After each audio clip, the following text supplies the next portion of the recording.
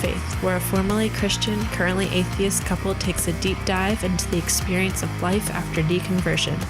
This is episode 13. I'm your host, Jenica Crail. And I'm your host, Patrick Crail.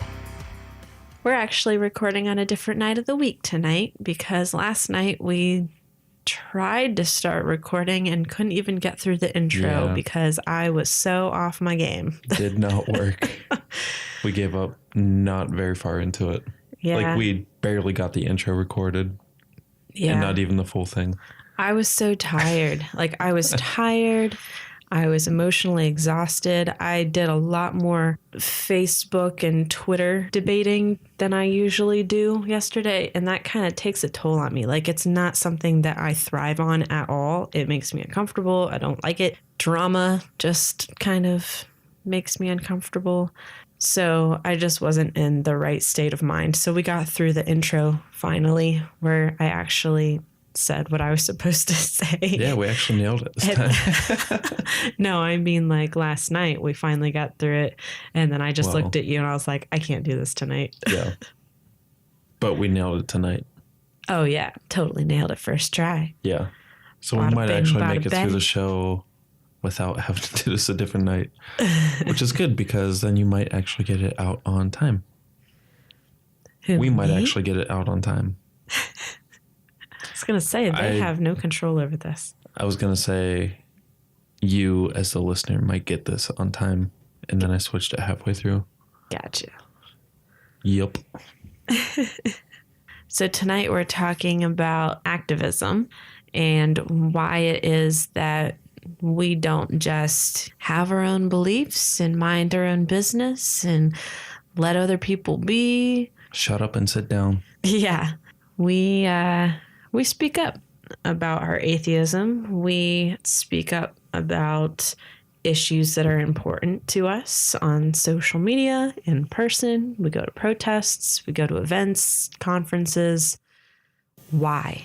Why do we do these things? It's a good question. And you're going to find out in a little bit. Yeah. It's one of those things that people ask me sometimes, why do you have to be so vocal? Why can't you just live and let live? People have a right to their beliefs, have a right to their opinions. I don't disagree with that one bit. However, there are some good reasons why we do what we do and why we speak up about our atheism and speak out against some of the religious doctrines and some of the things that religious people do. So that's what this show is going to be about. We'll be interested to hear whatever feedback you guys have to share. Yeah, maybe why you might be an activist or why you believe that we shouldn't. We as a general term, or why you don't. Either way. Yep. So, as always, it's good to hear from our listeners. So you can find us on Twitter and Facebook. You can go to the Real Life Beyond Faith Facebook page. We're also on Twitter at RLBFpod. And then, of course, you can find me. I'm Jenica Crail. And I'm Patrick Crail on Facebook. I don't have a Twitter. Yeah, I'm at Jenica Crail on Twitter. I tend to keep it pretty simple. Yeah. We don't mention this, or we haven't mentioned this before, but feel free to leave us some reviews on iTunes or Stitcher or Google Play, or Facebook even. Yeah, it just helps us get more notice so people will be able to find the podcast easier. Well, plus if people see the podcast and no reviews, they may not even look into it. Right. Yep. So that would help us out greatly. So even if you can't financially support us, you could help us and support us in that way. And that would be awesome. That would be awesome. Unless you leave us a shitty review, that would not be awesome. I mean, we do want you to be honest, but, listen to your mom's advice if you don't have anything nice to say. Actually, we're going to Then we'll just delete it. We can't delete a review. Oh, but we can. Besides, tonight's episode is going to be talking about why you should not listen to your mom's advice, and that even if you don't have something nice to say, you should still say it in some cases. Yeah. So before we even talk about that tonight, We actually just recorded on the Sacrilege podcast. It's called the Sacrilege Cast. I think you can find it on YouTube and I think on just like the regular podcast apps. Yeah. Just look it up on Google. I'm sure you can find it. Yeah. And also, I shared a link to our episode on my Facebook page and on the Real Life Beyond Facebook page. So you should be able to find it there. The what? Real Life Beyond Faith Facebook page. What? Did I not say it clearly? You said the Real Life Beyond Facebook page. Oh. I think you kind of combined faith and Facebook. I mean... Beyond Facebook. It works. Yeah. I think by this point, people know what the name of our podcast is. Just Google it. I would hope. Also, it's kind of getting late at night, so if we're a little slap happy, that would be why. Yeah. Apologize ahead of time. It's 11 o'clock for us at this point in time. Yeah, but it's 11 o'clock at night after a very long day filled with a sick child and recording another podcast. And grocery shopping. Yeah, now starting another podcast, hurrying up and getting the boys to bed. It's just like, oh my gosh, life. Yeah. And some Southern Tier 2X Stout and some Rheingeist Truth. But I'm not even feeling it, so that really doesn't have much to do with it. I'm just tired. And we're not drunk. But yeah, feeling good. Oh, you are? I mean, I'm in a good mood. I'm not drunk, obviously. I've had 2 beers. Spaced them out. Not even Pretty 2. Good. I've had 1.5. I've had 1.5 beers. I'm not drunk. Started before you, and I was pacing myself. Anyways, now that's out of the way.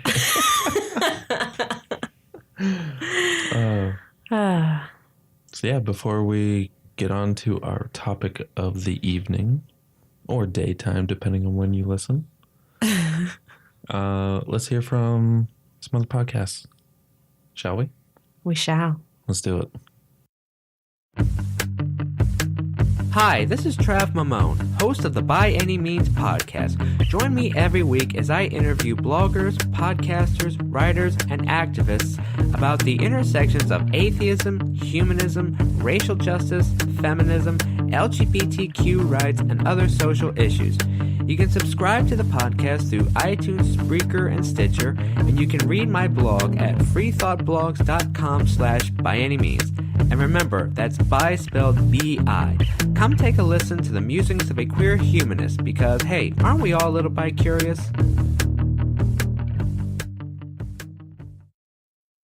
Have y'all ever wondered what it's like to be a redneck with empathy? Have you never heard of a Southerner who isn't a blathering bigot? Well, have I got the show for you. It's the Podunk Polymath Podcast, hosted by myself, Chris, and it's the sentiments of a secular, sarcastic, screwed-up Southern SJW and skeptic. You can find me and the show on iTunes, Stitcher, YouTube, or your favorite podcatcher. Y'all stop on by and take it easy now, okay? And we're back. Try it again. 1, 2, 3. And we're back. And we're back. And we're back. Yeah, we're back. One of those has got to work. All of them all at once. I'm going to stack them all on top of each other. Oh, Jesus. I've been wanting to do that, play with the effects. Oh, my God. I wonder if we're ever going to get to our topic. I doubt it. So, Patrick. Jenica. Why won't you just shut up about your beliefs? That's a good question. We have several ideas why we should not. Do we now? Yeah, we do. I would love to hear your reasons why you are an activist. Well, I think most importantly is truth. Truth is important. I think what I'm more interested in hearing from you first is what made you decide that you wanted to be an activist after originally not being interested in that. Because originally, when I started doing like activisty things, you kind of like sat back and let me do my thing. But then you eventually started getting more involved. Like, what spurred you on to do that? I think it was mostly seeing the injustices in the world, like based on religion. A lot of that is legislation. I guess you could say bullying and like discrimination, which is not cool. Did the 2016 election year have a little bit to do with it, you think? Yeah, probably. Because I feel like that was around the timing that you started getting kind of more involved. Yeah, true that. Because I remember there were times when I had told you, I'm going to make an activist of you if it's the last thing I do. And of course I was joking, because you can't really like make somebody care about like activism or certain issues and stuff, which you cared about those issues. You just weren't necessarily interested in the activism aspect of it. I'm not naturally as outspoken. Right. So it takes a little extra effort for me to push myself in that direction. Yeah. Which makes it, in my opinion, even more admirable when you do. And whenever I see you speak out or state an argument on, say, Facebook or something, there's a part of me that kind of leaps for joy and feels like so proud. Yeah. Because I know it took a little extra effort on your part to speak out. And plus, I'm always really impressed with the things that you have to say. Like, you're very well spoken when you state your arguments. Like, you lay out your points very clearly. And I think that's really cool. Well, thanks. You are welcome. I do better when I can think about things and like type them out. Yeah, I'm the same way. Yeah. I lately, especially in the last few years, I've gotten better at putting my thoughts together in spoken words. But I've always been better at communicating through writing. Yeah. I feel like it's so much easier because you can actually stop and think about what you want to say. Whereas when you're just talking, your brain has to like keep up. Yeah. Yeah. With writing, you can think first and then like type it out or write it out. Right. And then you can change it. Yes. Like, you can look back over and be like, well, I didn't want to say it quite like that. Right. We actually do that a little bit with recording our podcasts. With editing. Yeah, because I'll start to say something one way. I'll be like, I didn't mean to say it that way. And then I'll start over my sentence. And that's kind of the way I do writing. So yeah, it kind of works out with our podcasting style to do it that way. I'm glad we edit, man. Yeah. This would just be a hot mess. Nobody would listen to this if we didn't edit. You True guys story. have no idea. I've had people tell us that we sound so professional. I'm like, that's because we edit the shit out of this. Plus, we have cats always making noises in the background. Like just now. Yeah, literally. So what would you say is your top reason for wanting to be an activist? Gosh, that's a hard one because it really is just a combination of things. I think the main reason for me is that I've seen so much of the damage that has been done in the name of religion or because of the way religion makes people's minds work, that I want to do something to stand out against that, to make an impact in some way and change that for the future generations so that our world isn't continually negatively affected by these mindsets and these misunderstandings of the facts of life that hurt people. And it hurts people generation after generation. And a lot of times it's so built into our culture because religion has become so ingrained in our culture that people don't even realize that it's hurting them. And it's not until you step back or walk away from your faith that you even realize the damage that it's caused. And I think when I finally stepped back and took an objective look at faith and at what it had done in my life and the lives of other people that I knew personally, people I loved, I couldn't just keep living my life with this knowledge without doing something about it. So that's the main reason that I am an activist. There are a lot of reasons in addition to that, but I would say that that was the original thing that spurred me on. That's a good reason. Yeah. So you want to help undo the damage that religion has done to people? Yeah. And not just undo it, but prevent it. Right. In future generations. Like, all right, to give some examples, a really simple example is just the lack of critical thinking skills. So we're seeing that dramatically displayed in the United States right now. People don't know how to think. They're being told what to think, and they just take that and take what Fox News and these programs like Alex Jones and all these people who are just spouting out what they're saying as facts, and people are just taking their word for it and taking it as truth because they don't know how to properly think critically about these things. And I think a big part of that has to do with religion, because you're brought up believing these things because you're told this is truth, not told to question, not told to doubt. You're told that doubt is a sin. It's not good.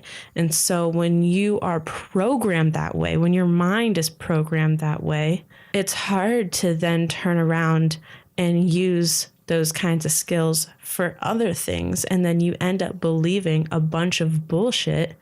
And then we end up with Donald Trump as our president.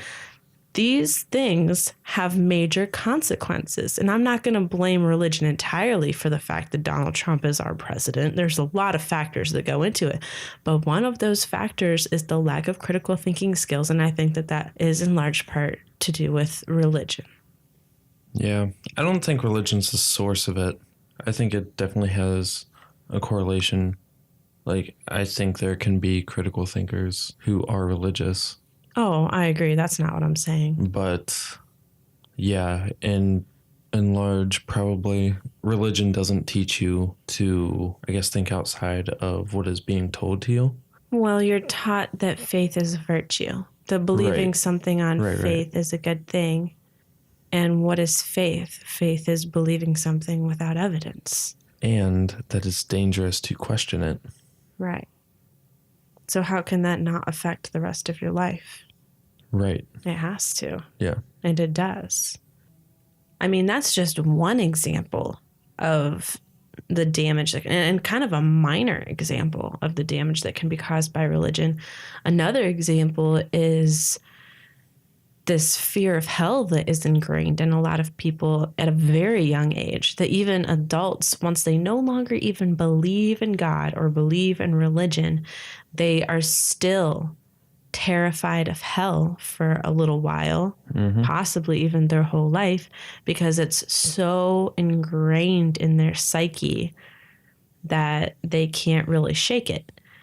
That is traumatization. That is kind of abusive. Not to say that the people who taught them that are abusive. In some instances, they absolutely are, depending on how they introduced the concept of hell to their children. A lot of times people are just teaching their children because they think it's the right thing to do. They're trying to, warn their kids and protect them from this hell that they believe in.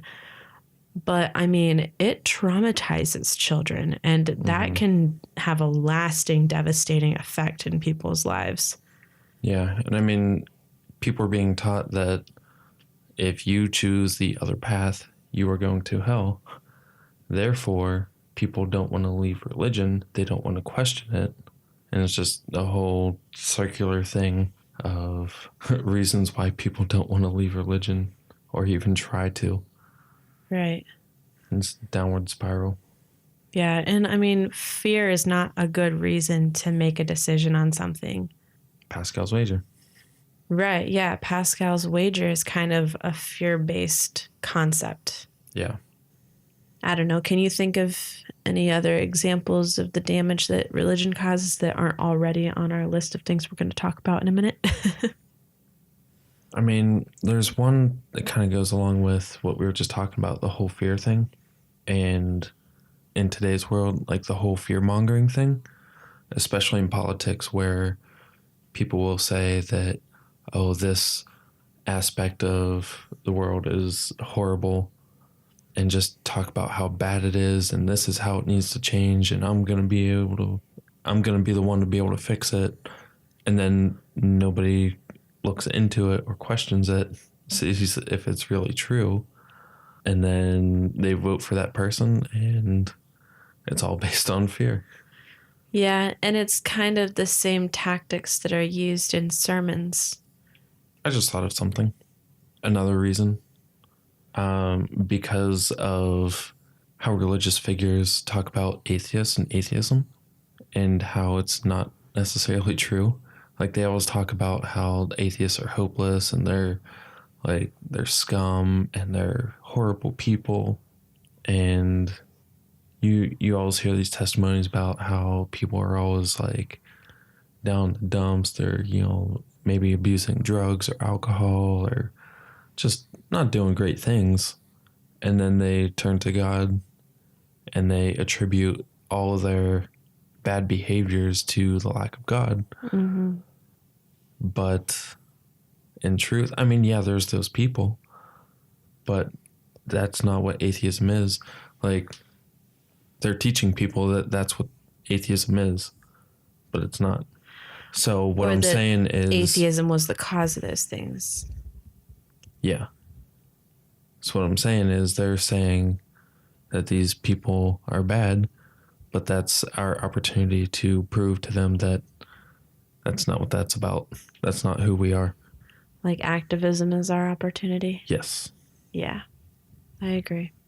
It's our opportunity to show that there is a normal, good face to atheism. Oh, that kind of reminds me of something. I know, I just thought the of that word too. normal.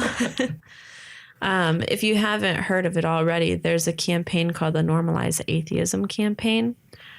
We actually just made a video for that campaign announcing our support. It's #Normalize Atheism if you want to look it up online.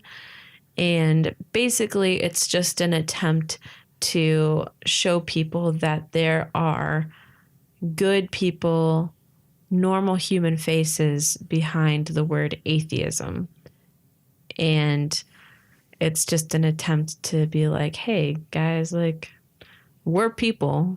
We have families. We're people that you cross on the street. We're the nice person who smiles at you at the coffee shop. Like, we're just other human beings and not monsters. So I think it's a pretty cool campaign, and we both support it entirely.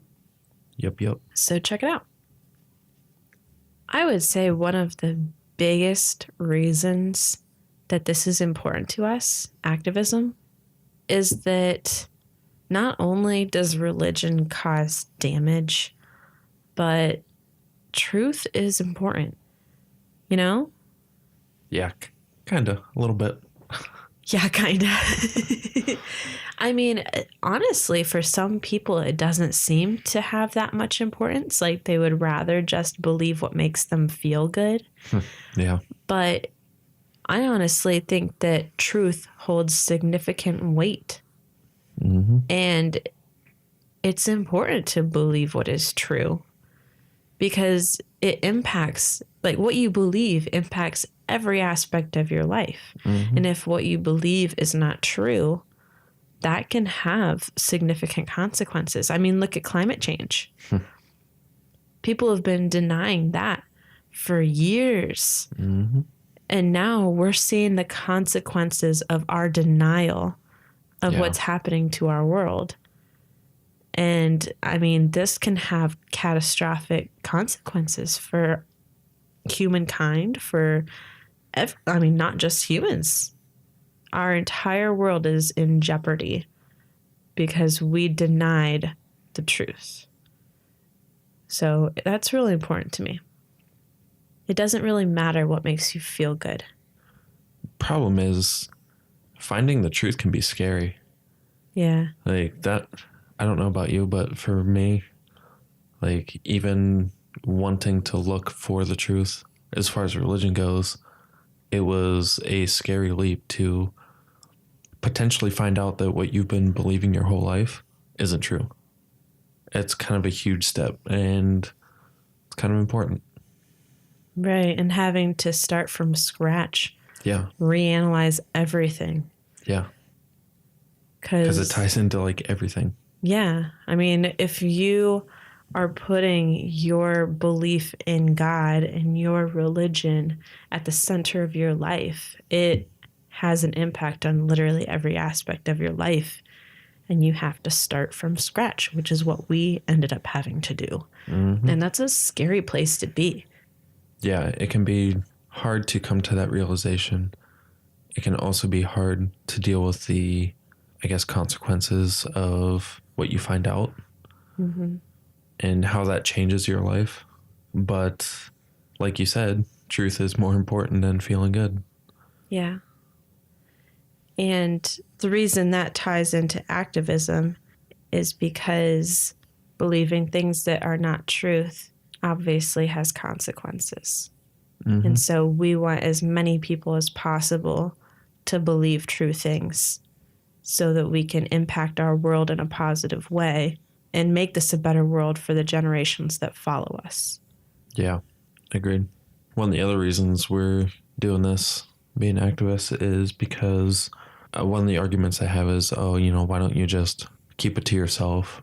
Well, religious people don't do that either. They don't keep their beliefs to themselves. They speak outwardly and try to convert people and try to create policies based on their beliefs. Try to impact our government and our politics. Mm-hmm. And like I said just a little bit ago, a lot of people have the wrong idea about what atheists are and what atheism is, and that we are bad people. They have misconceptions. So that kind of ties into that as to why we speak up. It's because we are normal people. We are caring and compassionate people. So that's part of the reason. Do you have anything to expand on that? Yeah, I mean, religious people get their chance to say whatever they want. It's considered sacred. It's considered virtuous. Yes. So if they get their chance to speak and to share their minds, and it's completely okay and acceptable in our culture to talk about God, to talk about your beliefs. I mean, I'm around it all the time. People are saying that they're praying for each other. They're saying, oh, God bless you. I mean, and I'm not talking about, with just sneezing, but like at work all the time, I'm hearing people say, oh, it was in God's plan, or, oh, always talking about God and about religion. Mm-hmm. Why should I have to sit back and not say what I think about those things just because it makes other people uncomfortable? Maybe those people saying stuff about God all the time is making me uncomfortable. What, that doesn't matter? It does matter. Well, and this should be either. Right. And other people who don't believe, or people who have different religions. Yeah. So I want to make this a more inclusive, accepting world. And one way that I can do that is to be open about the fact that I don't believe what these people are saying. I don't believe in a God. And so they know, like at work, they know that when they are saying, oh, God did this, God did that, that I don't agree. And so that makes them pause. And a lot of times they'll look at me and be like, well, Jenica, I know you don't believe in that, but and like it makes them a little bit uncomfortable that they're being so exclusive and just talking about their God. And I think that goes a long way towards people being more understanding that there are other perspectives in this world. If we do not talk about it, if we do not, put it out there then we get left behind. Right. And we get forgotten, and people don't realize that there are normal people in their life who believe drastically different from them, but are still good people. So, I mean, case in point, what was that one poll that people who hold office, people would trust such and such more than they would trust an atheist as someone in power in office? Was it like a rapist or something? They would trust a rapist over an atheist? Yeah, it was a survey of like who people would trust. And people said that they trusted a rapist about as much as, or an atheist about as much as they trusted a rapist. I thought it was related to politics and people of power. But either way, that's kind of saying something about how people think about atheists. Yeah. But yeah, it's not true. All right. So another thing that boils my blood when it comes to religious stuff and the religious ideologies that are pushed, especially on the young, is this idea that you cannot trust science. And the things that are being pushed on these children about scientists being liars and science not being something that you can trust, and, you know, science just being another religion. This leads to a massive issue with science illiteracy. And it is infuriating. And this, I mean, that leads to so many problems. That's why we protested the Ark encounter. That thing is a huge example of what science illiteracy can cause in our world. That is $100 million spent on something that is completely false, that is completely ridiculous, full of lies, so anti-scientific. That $100 million could have gone to something like, I don't know, space exploration, NASA. Or even something they care about, taking care of the hungry, people in need. That could have been many homeless shelters. Mm-hmm. You know how much can be done with $100 million? Can you imagine if that $100 million would have gone to Africa? How much could have been done? That's what makes me, one of the things that makes me super mad about the Ark encounter and that whole thing. But another thing is that these kids are being brought to this monstrosity and taught things that are completely scientifically inaccurate as fact. And that, again, has consequences for our world. Yeah, and especially now with the whole information age where you can literally just Google something and find out information about it. The problem is, it's not all good information. Like, your neighbor who has no credentials about anything could go write a blog or an article or whatever about a topic that they're not qualified in. That turns viral. Take like anti-vax, for example. They are fighting anti-vaccines. Yes. They are arguing against the science, saying that vaccines are bad. They will give you diseases. They will give you autism. But there's years of science backing that up, saying that, no, it doesn't. They're safe. So that's part of the issue, too, is like it's so easy to find whatever information suits your interests, whether it's true or not. And people tend to sometimes not favor the science and the scientists over people who claim they know what they're talking about. That's a problem.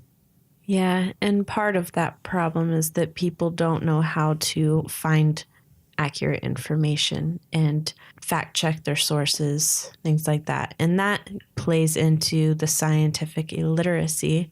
That's something that you can learn through critical thinking skills, through some of these things that we're not being taught as young people that would help us significantly in finding the truth and weeding out the lies. We're being told a lot of lies by people on the internet who think they have the answers. What young people need to be able to do, and old people, honestly, everybody need to be able to do, is pick out what is peer-reviewed empirical evidence and what is not. Yeah, kind of along the lines of science literacy is the whole sex education and abstinence-only programs. Oh, jeez. Yeah, I mean, we'll do a whole episode on sex, and we'll get even more into this topic. But my God, the impact that religion has on sex, and I mean, not just sex education, but also on, shame and guilt that goes around sex is just unbelievable. And it hurts people. It can end lives. It almost ended mine. And we'll talk more about that in our sex episode. Yeah. But yeah, like our sex education in this country is shit. And it is ruining lives. Young teenage girls are getting pregnant. People are getting STDs. Yeah, they don't know how to protect themselves. They don't know how to protect themselves, what to do. They end up getting pregnant. They freak out, need or want an abortion. And then they're told that they're going to hell because they are getting an abortion. I have this funny feeling that, if young kids are educated, not young kids, like young teens are educated the correct way about sex, that maybe the abortion rates might decrease. Yeah, but people who are for abstinence only programs claim that if you teach kids about sex, they'll want to have sex. Kids already want to have sex. It's built into our human nature to want sex, to want that connection, that physical. I mean, our hormones start going crazy at that age. What? We're just not going to want sex because nobody's talking about it? No, we're going to want it, and we're just not going to know how to protect ourselves and what consent is, how to protect ourselves against STDs and against getting pregnant before we're ready. So many benefits of teaching the right stuff about sex and just talking about it at all. Yeah. Versus don't do it because it's bad. Yeah. So what happens if you do it? You said do. I did. I sure did. But in all seriousness, you're right. Like, well, then you do have sex, and then what? You don't know. Because nobody told you what happens then. They just said, hey, don't do it. That does not help anybody. And the main pushers of this abstinence-only ideology is, guess what? Religious people. So, yeah, I'm going to stand up and I'm going to speak out against that because I care about people. And I care about teenagers, young people, adults, all these people who have all this baggage, all of this sexual shame that they're carrying with them. I'm over that. I'm done with that. And I have a lot of personal experience with it that backs up that passion. I think a lot of these things, actually, I have personal reasons for feeling so strongly about. Yeah. Honestly. I couldn't not be an activist. Even if I tried. I can't just stand back and do nothing. And I won't. Try to hold me down. Just do it. Try it. Don't do it. She's feisty. Maybe a little. Speaking of abstinence only and the consequences of that, abortion is one of those things that is really mainly affected by religious legislation. People legislating their morality. One of the main reasons why people believe that that abortion is wrong is based on religious or spiritual reasons. So when people are legislating based on those reasons, really they're violating the separation of church and state. If they could separate their religious beliefs from that legislation, then it would be fine and they could just look at it objectively. But because religion is so ingrained in the person, they can't separate themselves from it. And so they almost have to legislate that way. You know what I mean? Like, or make their decisions that way. So when you have people in office who hold these beliefs, it can be damaging to society because then rights are being taken away from women when they shouldn't be. Women should have this freedom to make choices over their bodies. And yet religion is holding people back from understanding that. Another example would be stem cell research. Yeah. You know how much good could be done with stem cells? Mm-hmm. How much they have found out stem cells can accomplish. And people are holding back that research for religious reasons. Because pretty much entirely. God. Yeah. Because they don't want us playing God.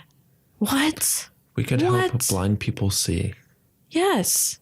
I mean, and stem cell research down the road, who knows? Like, we might be able to cure cancer with that. Mm-hmm. And people are going to hold back that research because Jesus or whatever, like, bullshit religious reason they have. No. I am speaking out against that.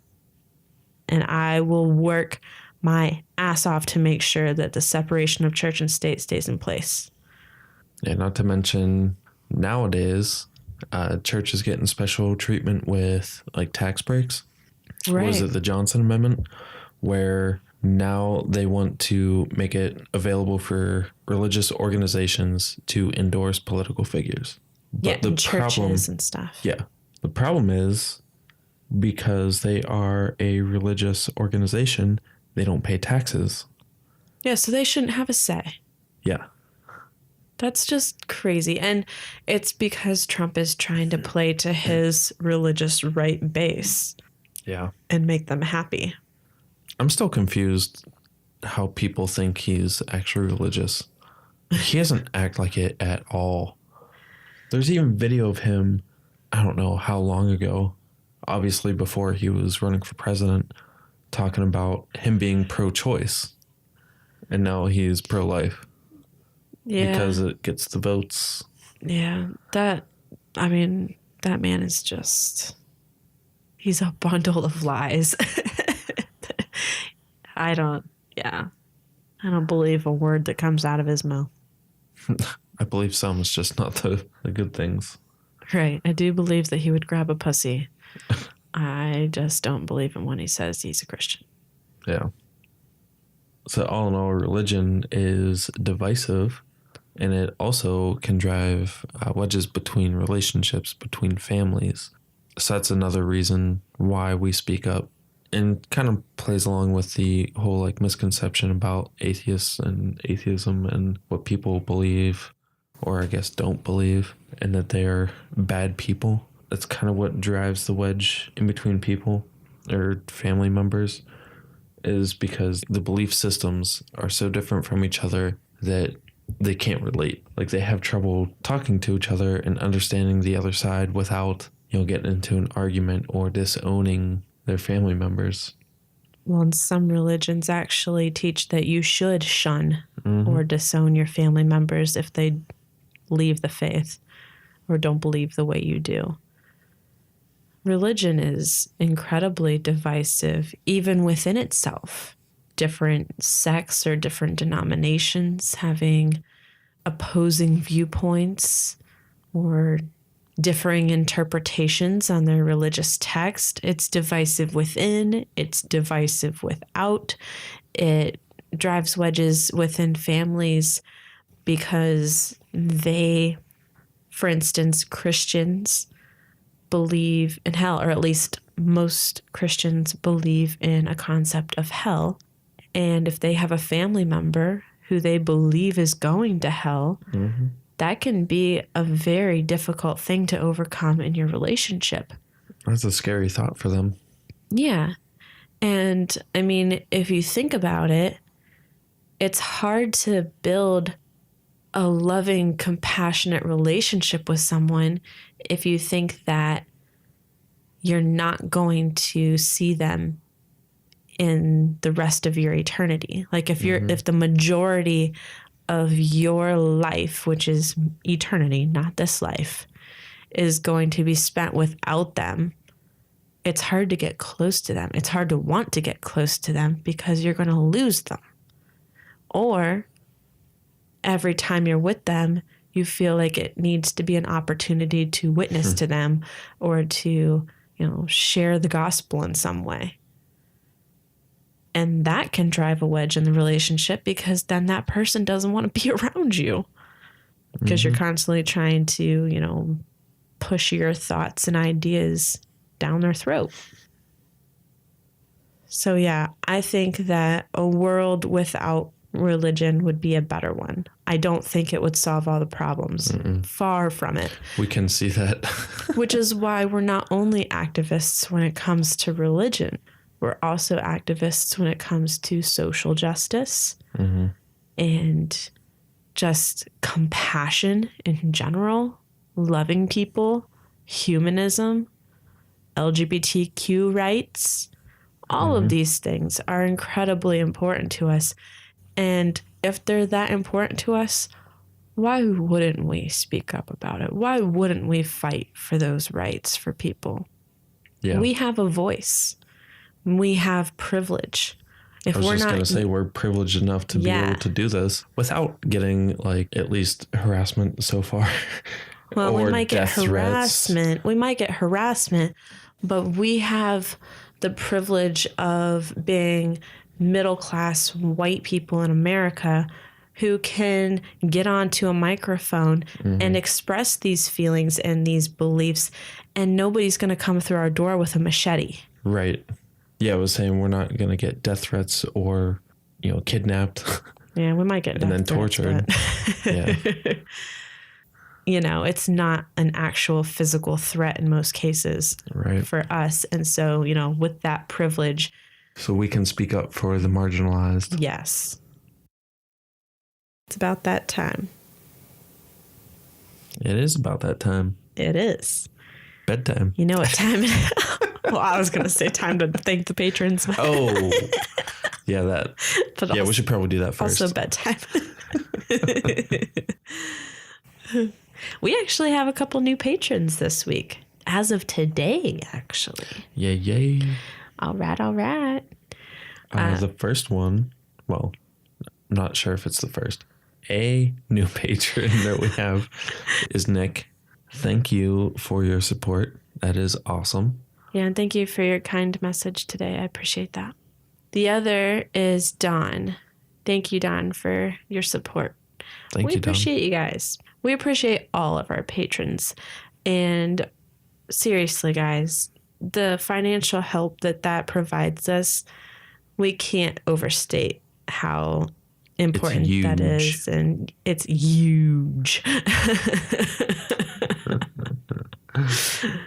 So a few quick plugs. We're running low on time here. You all are familiar with Recovering from Religion. That's what we're plugging for Rich, who is one of our top supporters. Recovering from Religion is a fantastic organization that helps people who are going through the deconversion process. You can go to recoveringfromreligion.org and check out the resources they have there. Our other top supporter who has a plug is Thomas Smith of Serious Inquiries Only. It's a podcast that deals with science, politics, and religion and takes a critical thinking look at those topics as well as any topics that are interesting. And he invites on some very fascinating guests. It's a great listen. Check it out. That should wrap us up for this week. Yep. Thanks again for listening as usual. And we'll catch you next time. But in the meantime, keep it real.